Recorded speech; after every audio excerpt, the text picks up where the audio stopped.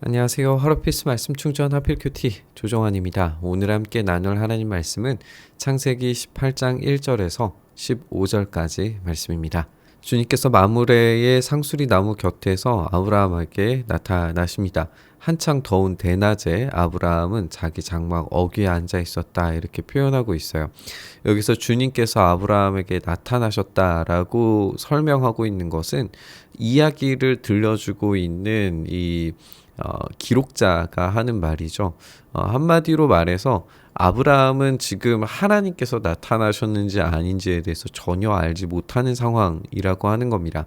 우리가 여기에 주안점을 좀 두게 되는 건 아브라함이 지금 오고 있는 손님이 누구인지에 대해서 정체를 알지 못함에도 불구하고 하고 있는 이 손대접에 대한 의미입니다. 이걸 우리가 살펴볼 때에 아브라함이 어떤 인물인가를 생각을 할 수 있게 돼요. 한창 더운 대낮에 장막 어귀에 앉았다라고 이야기하는데 이 대낮이라고 하는 것은 우리가 생각하는 이 활동의 시간이랑 좀 다릅니다. 우리는 대낮은 당연히 이제 한참 활동해야 되는 시간처럼 느껴지지만 이곳은 지역적으로 대낮은 활동이 불가한 시간입니다. 한마디로 말해서 지금 이동하는 사람들이 대낮에 이동하고 있는 것은 굉장히 불편하고 힘든 시기를 지나가고 있다라고 하는 것을 보여주는 거예요.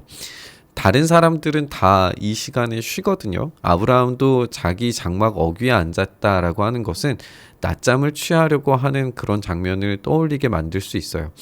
이 손님들은 다른 사람들이 활동하지 못하는 상황에도 계속 이동해야 하는 어떤 긴급한 또는 어려운 상황에 놓여져 있다라고 하는 것을 여기에서 암시해주고 아브라함이 그런 사람들에게 어떤 대접을 하고 있는가를 보여주는 겁니다. 아브라함이 고개를 들어보니 웬 사람 셋이 자기의 맞은 쪽에 서 있었어요. 그는 그들을 보자 장막 어귀에서 달려나가서 그들을 맞이하여 땅에 엎드려서 절을 합니다. 사실 굉장히 과한 반응일 수 있어요.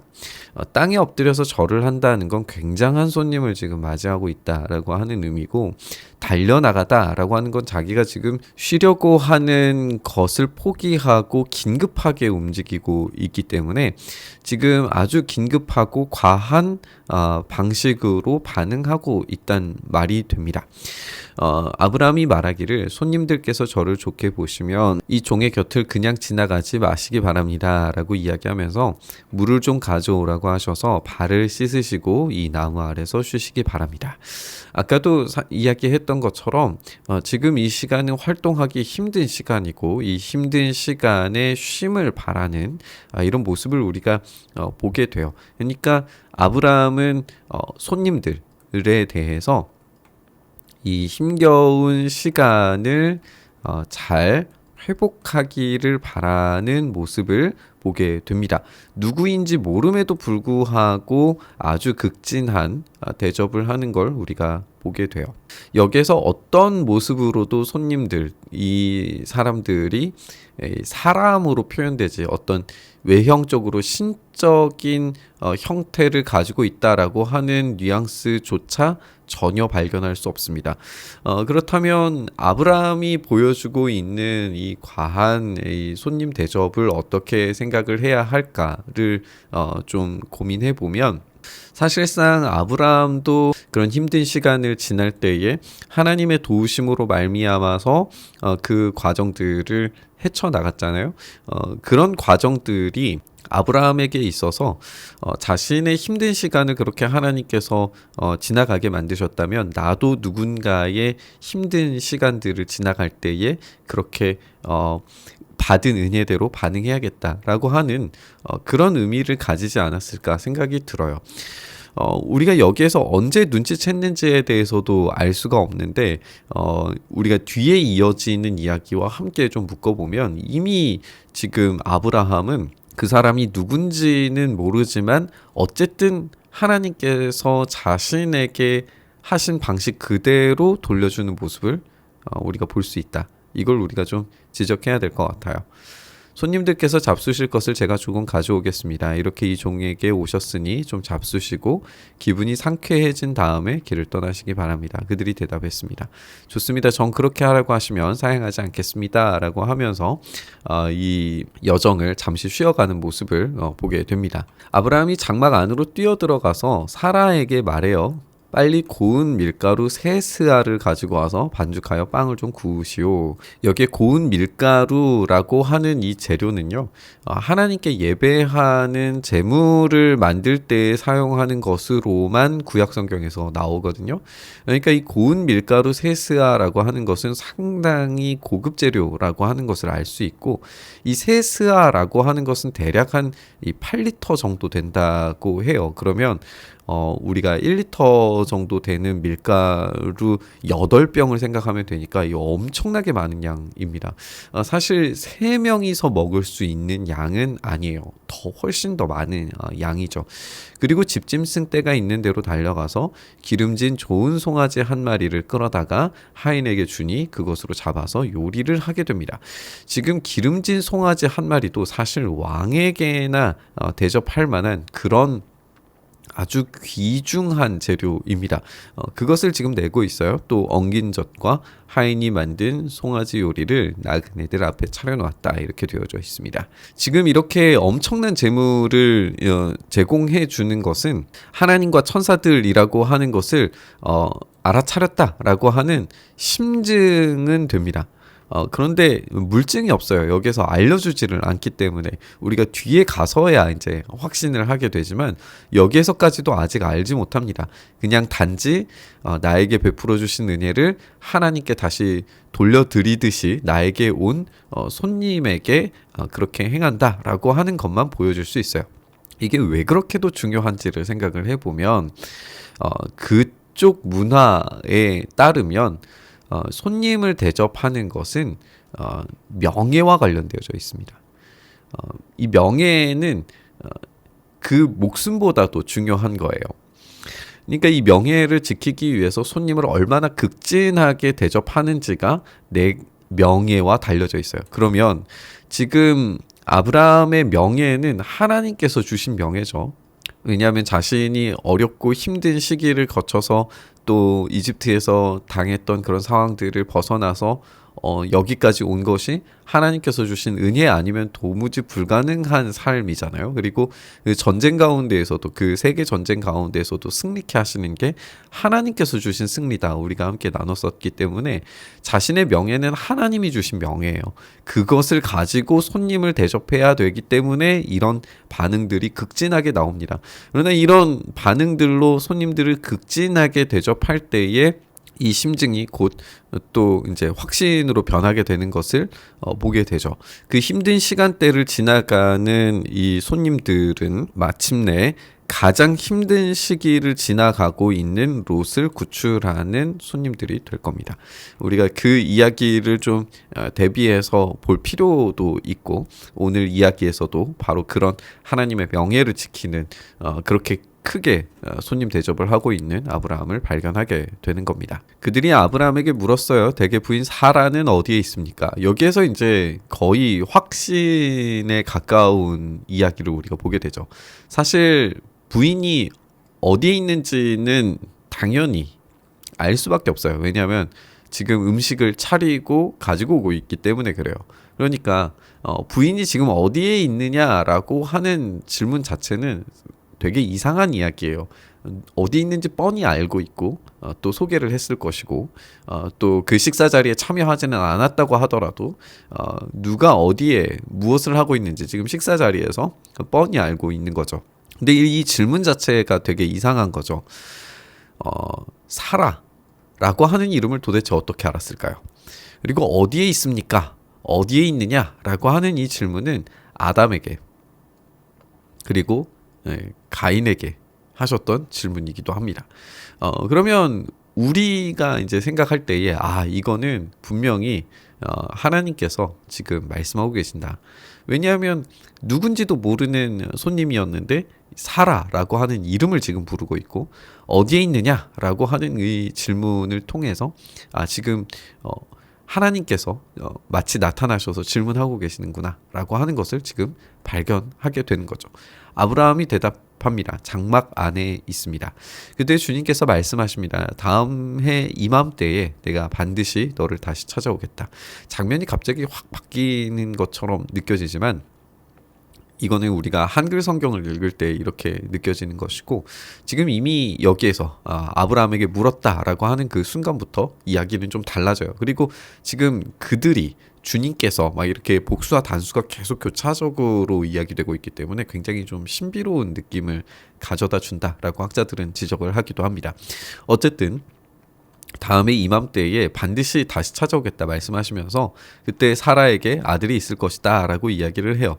사라는 아브라함이 등지고 서 있는 장막 어귀에서 이 말을 들었어요.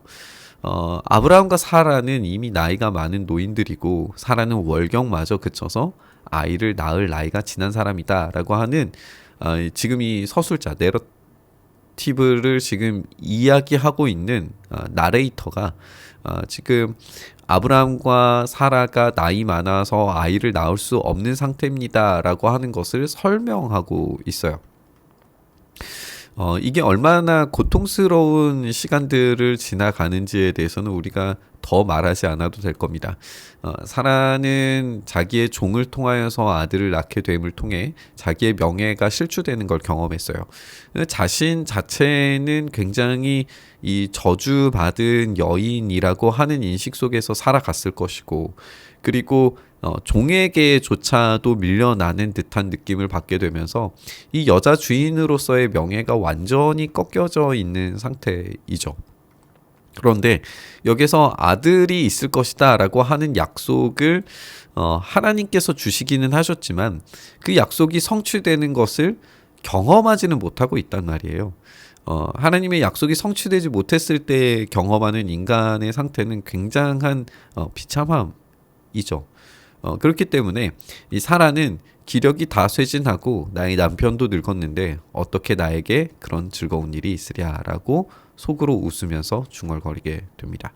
그래서 이 웃음이라고 하는 것은 비웃음이라기보다는 자기 현실에 대한 이 자조 섞인 웃음이다라고 보는 게 더 적절할 것 같아요. 우리가 알듯이 사라는 굉장히 매력적인 여인이었고 굉장히 아름다운 여인이었어요. 그래서 이렇게 나이가 많았음에도 불구하고 이후에 두 번이나 더 이 아내를 뺏길까봐 걱정하고 염려하는 아브라함의 모습을 우리가 발견하게 되잖아요. 그러니까 사라는 굉장히 아름다운 여인이었고 나이가 들었더라도 그리고 매력적인 여인이었어요. 그리고 우리가 당시 사람들의 나이와 우리의 나이를 그냥 똑같은 나이 시간대로 보기에는 이 당시 사람들이 훨씬 더 오래 살았기 때문에 지금 이야기를 그냥 단순하게 나이가 많은 노인들이다라고 하는 것을 우리가 생각하는 나이 많은 노인과 일치시켜서 생각할 필요는 없을 것 같아요. 단지 여기에서 월경이 그쳐서 아이를 낳을 수 없는 나이다라고 하는 이 설명이 불가능한 영역이다라고 하는 것을 강조하는 표현으로 우리가 받아들이는 것이 적절합니다. 한마디로 말해서 지금 불가능한 영역에서 하나님께서 뭔가를 하시겠다라고 하는 것을 보게 되는 거예요. 우리가 지금 이 시간 자체가 이 뜨거운 시간이었다라고 하는 점을 살펴봤는데 지금 살아야말로 지금 이 괴롭고 힘겨운 뜨거운 시간을 지나고 있죠. 그리고 이야기는 사실 롯이 소돔과 고모라로부터 탈출하는 장면이거든요. 그러면은 지금 이 이야기가 롯의 탈출에서 서론적인 역할을 하는 이야기라면 이 재앙이라고 하는 것을 하나님께서 어떻게 다루시느냐를 보게 되는 이야기가 될 거예요. 이 아브라함과 사라는 힘겹고 어려운 시간 속에서 하나님께서 빠져나갈 수 있도록 도와주시고 이 롯도 이 재앙 가운데에서 빠져나갈 수 있게 하시지만 그 재앙, 뜨거운 시간이라고 하는 것이 불법자들, 죄를 지은 자들에게는 심판으로 작동하게 되는 거예요. 그래서 하나님의 일하심은 은혜 입은 자들에게는 기적과 같은 선물이지만 그래서 그렇게 찾아오시는 시간이지만 불법하는 자들에게는 심판으로 적용되는 시간이라고 하는 것을 우리가 생각을 해보게 됩니다. 그때 주님께서 아브라함에게 말씀하세요. 어찌하여 사라가 웃으면서 이 늙은 나이에 내가 아들을 얻으랴 라고 그렇게 하느냐. 나 주가 할 수 있는 일이 있느냐. 하나님께서 이제 드러내시면서 이야기를 하고 계십니다. 다음에 이맘때에 내가 너를 다시 찾아오겠다. 그때 사라에게 아들이 있을 것이다. 사라는 두려워서 거짓말을 합니다. 저는 웃지 않았습니다. 그러나 주님께서 말씀하셨어요. 아니다, 너는 웃었다. 이렇게 계속 웃다라고 하는 이야기가 반복되죠. 이 웃으면서 웃지 않았습니다. 웃었다라고 하는 이 표현. 그래서 우리가 이삭이라고 하는 이름 자체가 웃음인데 하나님께서 웃음이라고 하는 이름을 지으신 이유가 있다라고 함께 나눴었죠. 왜냐하면 이들은 하나님의 일하심에 대해서 지금 확신하지 못하고 있는 상태예요. 그러나 하나님께서는 그 확신할 수 없는 상태를 바꾸셔서 확신 있는 결과를 보여주실 겁니다. 우리도 마찬가지입니다. 우리의 삶이 지금 힘겹고 어려운 시간을 지나간다고 할지라도 하나님의 확신 있는 일하심이 우리에게 놀라운 결과를 안겨주실 줄 믿습니다. 우리가 믿음으로 나아가기만 하면 하나님께서 주시는 그 시간들을 우리가 기꺼이 그리고 힘껏 돌파하며 나아간다면 하나님께서 약속하신 그 일들을 우리가 얻게 될 거예요. 여기에서 아브라함의 태도가 하나님께서 받은 그대로를 알지 못하는 손님들에게 그대로 돌려주는 그런 모습을 우리가 보게 되잖아요. 예수님께서도 그런 이야기를 하신 적이 있으시죠. 너희가 누구에게 한 것이든지 그것이 바로 나에게 한 것이다 라고 하는 말씀을 하신 적이 있으세요. 그러니까 우리가 누구인지는 모르겠지만 하나님께서 우리에게 주신 명예, 은혜로 살아난 그 명예를 그대로 돌려주는 행동들, 말들, 삶을 살아갈 때에 하나님께서 그 힘든 정오의 시간을 지나가도록 만드시는 하나님의 그 시원한 기적을 우리에게 경험케 하실 줄 믿습니다. 오늘 이 말씀 묵상하면서 우리에게 그 은혜가 경험되기를 간절히 바라며 우리 묵상의 자리로 나아가시죠. 주님, 우리가 주님께서 주신 그 명예를 지켜가면서 하나님께서 주신 그 은혜에 따라 반응하는 우리의 삶 되게 하여 주시옵소서. 그래서 우리의 힘겹고 어려운 시간을 뚫고 나갈 수 있는 그 힘과 능력 허락하여 주시옵소서. 그리고 우리 가운데 행하시길 간절히 바라고 소망하며 우리 주님 예수님 이름으로 기도드리옵나이다. 아멘.